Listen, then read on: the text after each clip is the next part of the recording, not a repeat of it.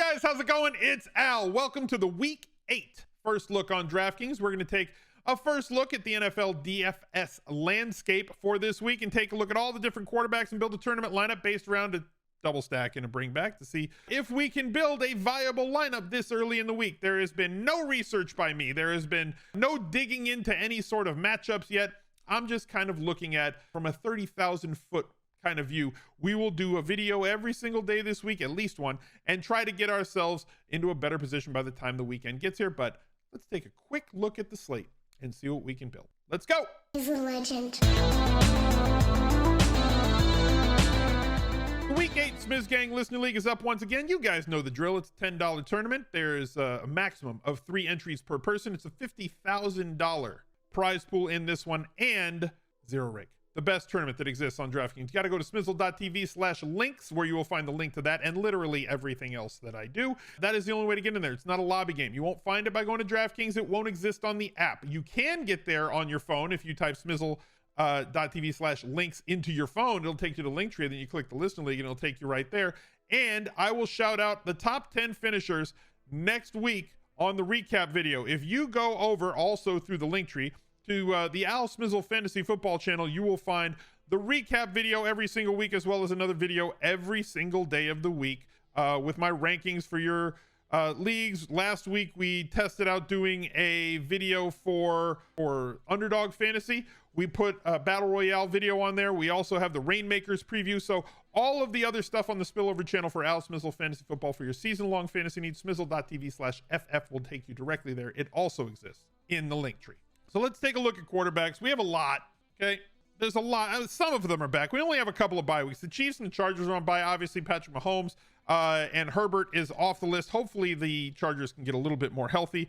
We lose the Ravens and the Buccaneers to Thursday Night Football. The Broncos and the Jaguars, not really like we're playing quarterbacks from a 39 total game, but they're across the pond this week. So thankfully, we don't have to watch the Broncos in my time zone. They're on at like 6 in the morning, so like I don't really need to watch that game. Packers and Bills are off the main slate, and the Bengals are off the main slate, so we won't get a third week where Joe Burrow double stacks win the main slate Millionaire Maker. So there's going to be a new champion crowned here in week 8. We do have some really solid quarterbacks coming off of bye. Jalen Hurts, welcome back, Jalen. 25.6 DraftKings points. If you're going to play him, you think there's going to be a 30-point day incoming, I would highly suggest you double stack him, considering that when he gets there, he does throw for an awful lot of completion, awful lot of yards, and typically has the ability to throw for multiple touchdowns where he can sustain double pass catchers in those situations. However, if he doesn't, if he has like a 16-point day, you're not winning the Millionaire Maker anyway, so it doesn't matter. Same kind of thing goes for Kyler Murray.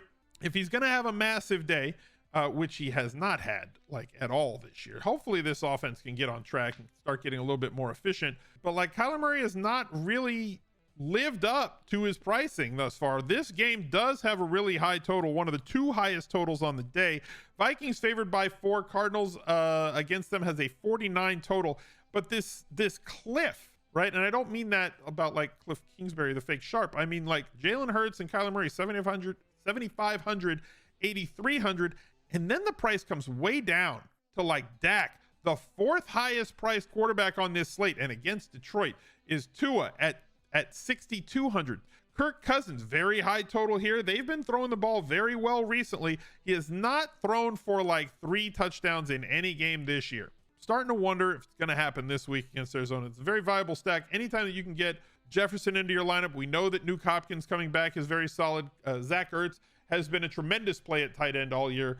And then everybody else is like super. You can take chances and swings if you want on the guys down here. Jared Goff, Garoppolo, Jones, Geno, especially with DK Metcalf now out. There's going to be cheaper options for him to stack with as an extreme value. And then just before we went live, Matt Ryan is no longer the quarterback. And they immediately said that this was intended. They're going with Sam Ellinger, 4K. Doesn't he look chipper? Doesn't he look like absolutely thrilled to be here? Like he's going to be the starting quarterback. He's 4K. You can stack him with Pittman if you want. You could spin the wheel and pick one of their 3 tight ends. He's going to be a value stack this week against Washington, no matter what we think about it. It's not like Matt Ryan has done very well this year. So paying down instead of getting like 5,500 to 6,000 for Matt Ryan, 5,400 in here, you're getting a massive discount in there, which will allow you to use your secondary stack and pay up if that's the direction that you want it to go. So I'm going to build around a Tua stack. Didn't look sharp in his comeback from the multiple head injuries that he sustained earlier this season against Buffalo and against Cincinnati, but he was back on the field, and that's at least a good thing. And this offense looked a lot better with him at the helm. He threw a lot of interception-worthy passes, but admitted to such in the post-game presser, to where he said, look, I've got to be sharper. I needed to get back up to game speed. The game was a little fast for me today, but that opening drive that was scripted, he looked really, really good. So another week in the film room, another week at practice where he should be just fine, squares off in a weather-controlled environment in Detroit against a defense that has basically given up 24 points or more to every single team that they have played this season. Dop, I'm sorry, but we're going to pick on them again. So looking at the wide receiver position, who could we possibly stack Tua with that might have a big game? I don't know. Is there anybody that has the potential to have a big game along with Tua? I mean, we could go with a tight end. He's promised he's not going to do the gritty anymore, but like high floor, high ceiling plays, yeah, we got those. Those are real easy to get to. Now the question becomes, what are we going to use to bring it back with on Detroit? A lot of injuries. Okay, this is essentially the problem. Amon-Ra St. Brown sustained a concussion. We don't know if he's going to clear concussion protocol. Josh Reynolds ran around, did a whole bunch of wind sprints, and did absolutely nothing, catching one ball on 2 targets. Khalif Raymond, he was used. Everybody loved him who played him this week. 14.5 DraftKings points in week 7. He's only 4.3K if everybody is out once again. Raymond has carved out a part of this offense. Tom Kennedy, whatever. The guy who I really want to focus on is TJ Hawkinson, specifically for this lineup. In the absence of everybody else that can catch passes, TJ Hawkinson provides us with a difference-making tight end. The potential of a difference-making tight end if they can score points against this Miami defense. We've already seen him completely smash one time. His price is up here at $4,900 this week. It's still not over 5K. It's not ridiculously exorbitant to the point where we cannot afford him. So I'm going to use him as our bring back. So like a really high ceiling, Hill, Waddle, Hawkinson. We have a high ceiling. We have high floor type plays in this situation. It may be very popular, but like it doesn't leave us with an awful lot of money at 4,700. Let's plug in just a defense here for just to go there. Fine, Jets. They're good. Sure. They're playing against a guy named either Zappy or Mac. So anytime you get to play against a quarterback named Mac or Zappy, you should probably take advantage of it. Running backs, based on this lineup build, we're not going to be able to afford the expensive ones. We have the top running backs video coming out on Tuesday on this channel. As always, we will go over everything. Christian McCaffrey got on the field, played some snaps, was definitely not used in a full deployment as he did not have a grasp on the entire playbook yet. Expect these numbers to jump in the coming weeks. He's 8,700, highest priced quarterback on the board. Probably this week, based on this slate, the highest floor, highest ceiling combo running back, and you have to pay for it to get it. Derrick Henry is getting all the opportunity once again. So like last year, they were feeding Derrick Henry 30 plus opportunities a game, and he broke down and his foot got injured, and then like they lost him for the season. So like this year, what did they do? They kind of eased him back for like, I don't know, the first 2 weeks and capped him at 22 opportunities, 13 opportunities in week 2 against Buffalo where they got slaughtered.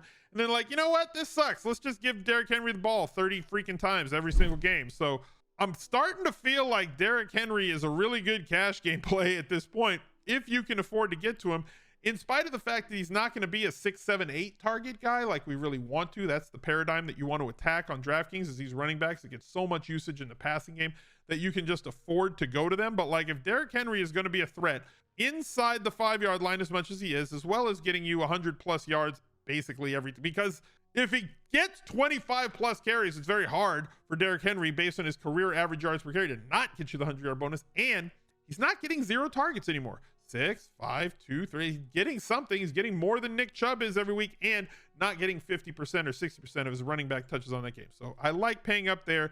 Saquon Barkley against Seattle. They've been very giving to opposing running backs, and Saquon Barkley has been giving defensive coordinators headaches all season. He's also been giving headaches to anybody who faded him in the drafts.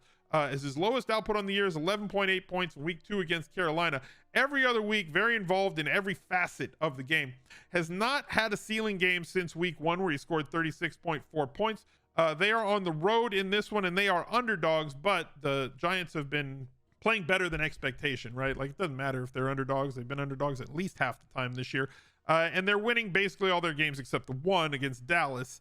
So they're going to be in the mix. And if they're in the mix, they're going to give Saquon Barkley as many opportunities as they could possibly feed Saquon Barkley. So Taylor at home is 8,000. You know that they're going to lean on him. Dalvin Cook off of a bye week. I don't like the way that they've been utilizing Dalvin Cook, like, at all. And like, he's been doing fine the last couple of weeks, or at least giving off the image that he's been doing fine, which has held his price tag up here in the mid 7Ks. It's 7,600 right now, but the production is not going to continue to match this salary, considering that he is extremely touchdown reliant. 4 touchdowns in these games. Without the touchdowns, take the touchdowns away. I know that touchdowns are a part of fantasy, and we do want to play to get touchdowns or touchdown expectation, but they're extremely variant.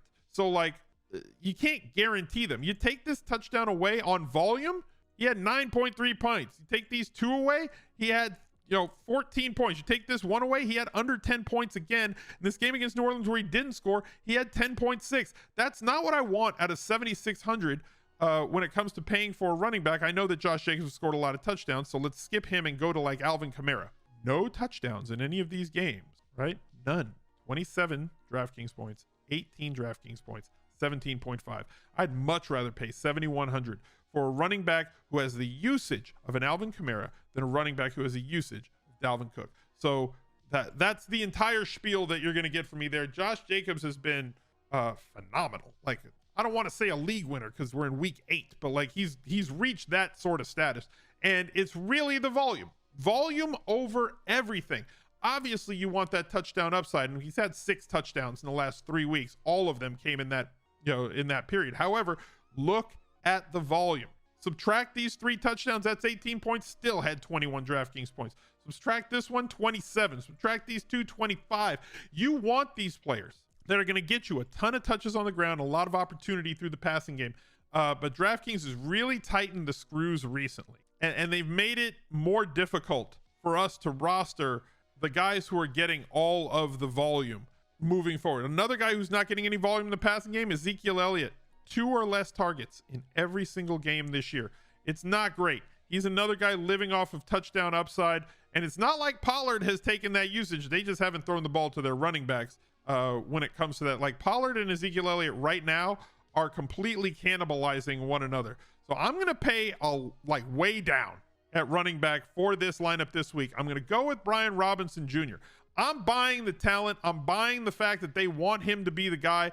And he looks the part. They play against Indianapolis. They are on the road.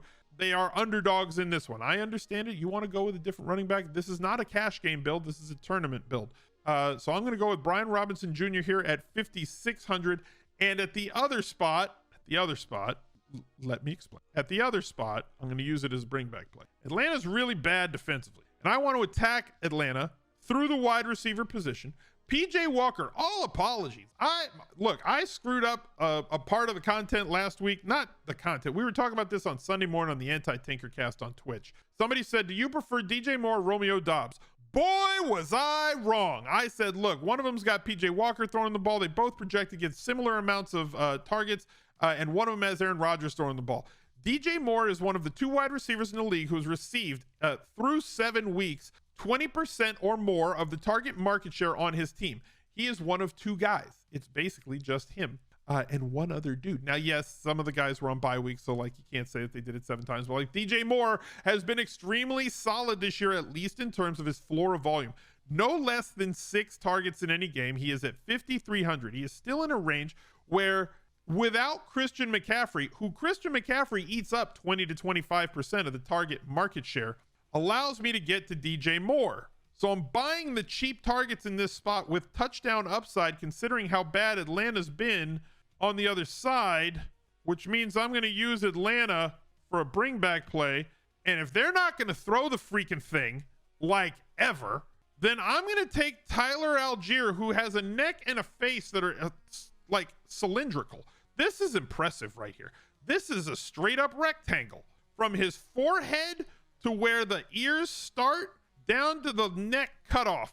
This is a rectangle, y'all. You don't see that often. I'm betting on Rectangle in this spot. He's the one that's seeing the majority of the inside the 5 carries. You know that they're going to establish it. In the words of their coach, I'm going to use coach the way that people on Twitter use expert when they talk about fantasy experts, right? These fantasy experts, fine. Arthur Smith, the Atlanta Falcons coach, Arthur Smith wants to run the out of the ball. So if he's going to do that, I'm going to bring DJ Moore back with Tyler Algier and just hope that he can fall into the end zone at 5,400. If CPAT comes back in this one, he's 5,300. I'd rather have CPAT. We'll decide. I don't think he's eligible to come back. Is he eligible to come back yet? That was on the 3rd. No, he's still got another week, right? So like if he's back, then sure, same price. I'd rather have him. He's going to get the majority of the touches. That leaves us with 4,500. I told you that this slate is very, very tight. We can remove the defense if you want, because like there are cheaper defenses, 23, 24, 24.